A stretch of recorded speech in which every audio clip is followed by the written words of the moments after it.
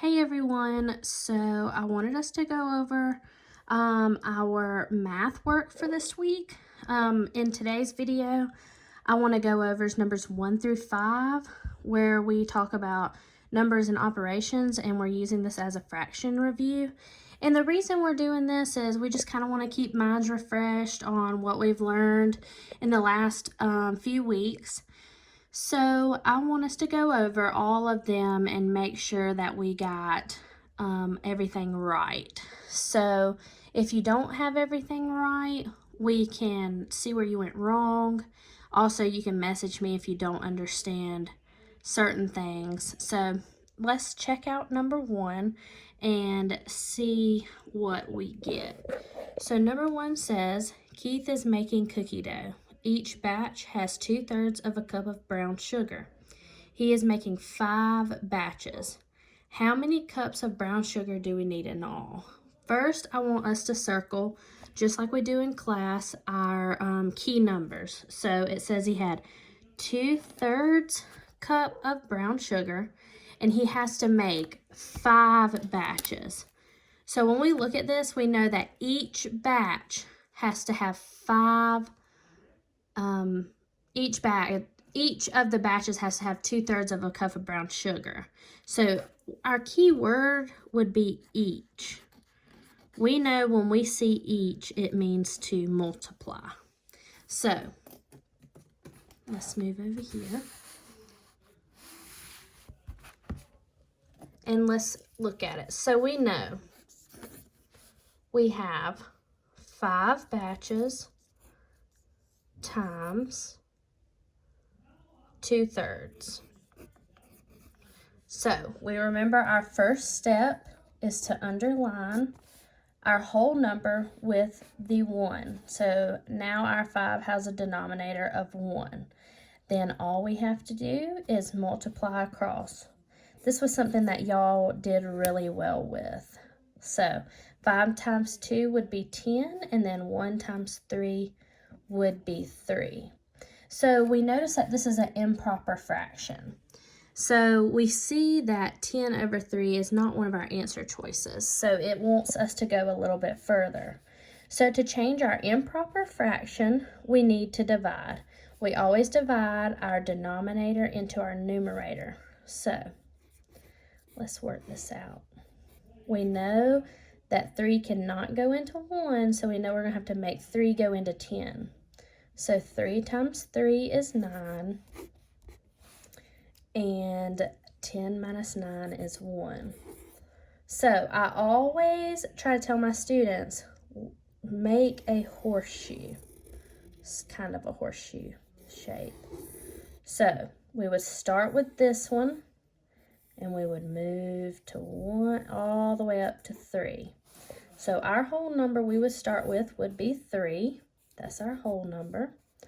We would follow down. So our numerator of our fraction would be 1, and our denominator would be 3. And that is our answer for number 1.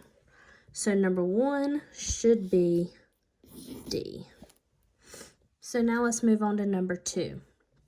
It says, on Monday, Miss Kinzer's class collected 47 hundredths of a liter of rainwater. On Tuesday, they collected 2/10 a liter of rainwater. How many liters of rainwater did they collect on Monday and Tuesday combined? So in our last sentence, it says, how many liters of rainwater did they collect Monday and Tuesday? So we're looking at both, and they want to know what our total would be. So as you notice, 47 hundredths and 2/10 have 2 different denominators. So when it says we want to add them all together, we got to see what, we got to add them together to get our total. So we have 2/10, let me get my pencil, 2/10, this is number 2, and we want to add 47 hundredths. So this was Monday, and this was Tuesday. So Now,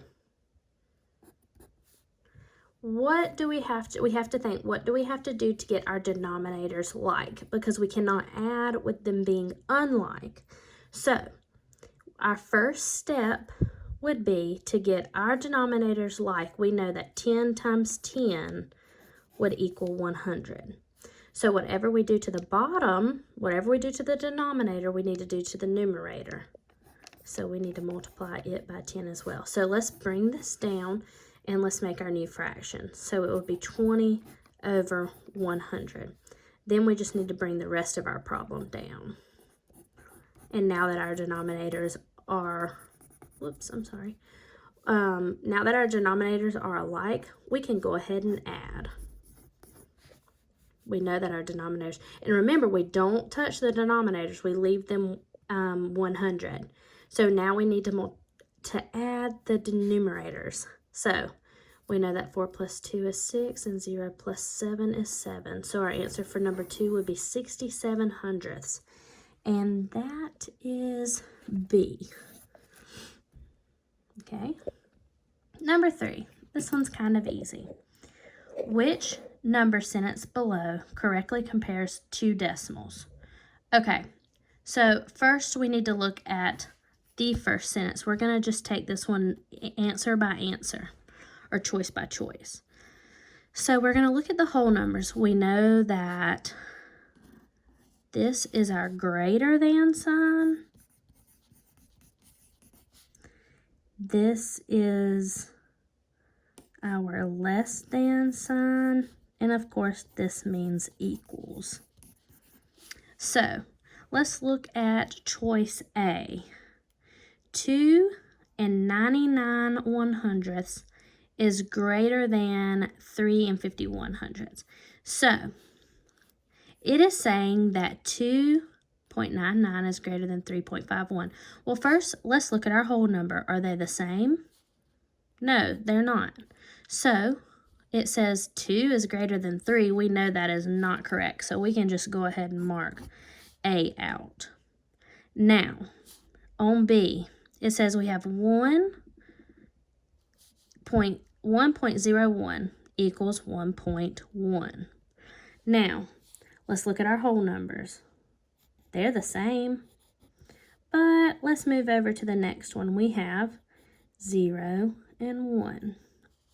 Are they the same? No. So we know that they are not equal. So we can mark that out. Now, let's look at C. Let's start in our whole numbers once again. 2 and 2. That is correct. So let's move to the next one. 1 and 0. So in this equation, it would say, it is saying 2 and 1, 2.1 is greater than 2.09. Yes, 1 is greater than 0. So far, this one is correct. So now let's look at our last choice and make sure that C is the correct one. We're looking at our whole number spot. 0 and 0. And let's move to the next spot. 6 and 2. It is saying in this number sentence that 6 is less than 2. But we know that 6 is greater than 2, so no, this would not be correct. And so C would be our answer. All right, let's move to number 4. On a science test, Matt missed 4/6 of the equations. What fraction is equivalent to 4/6? So, key word here, equivalent. Equivalent means equals.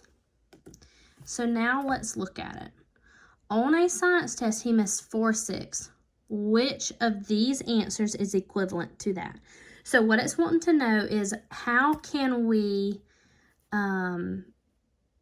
look at these answers to see that they're equivalent to 4/6. So right here, we're going to write 4/6. And we're going to go ahead and break it down. So we know that 4/6, 2 can go into 4 2 times. and 2 can go into 6 3 times. So 4/6 is also equal to 2/3. So let's break down these answer choices. So we know this is improper, so we're going to go ahead and take it out. B, 2, or can 2 go into 6 and 9? No, but we know that 3 can go into 6 and 9. So 3 can go into 6 2 times, and 3 can go into 9 3 times. Well, look at there. B also is equivalent to 4/6. So 6 over 9 equals 2/3, and 4 over 6 equals 2/3. So we know that B is our answer.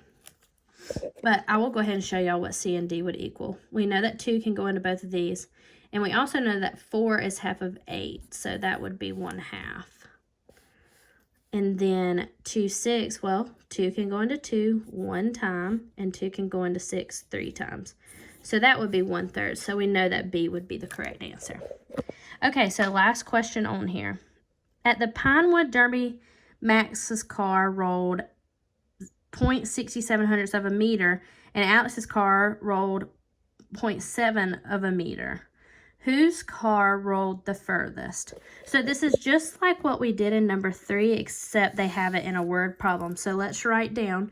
They say that Max's car rolled 0.67 of a meter, and Alex's car rolled 0.67. We need to know who's rolled the furthest. So we need to see which number is greater than.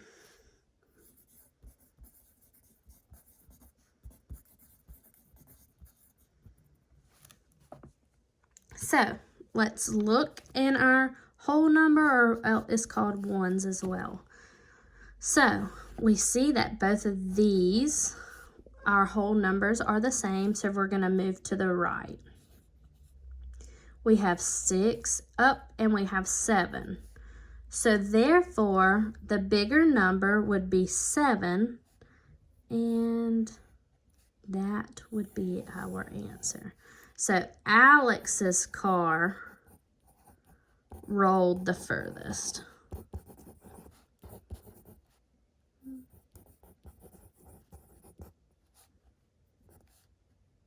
Okay, guys, if you have any questions over any of these problems, you are more than welcome to message me. I just wanted to make sure that you had the correct answers and you could go over your problems as well.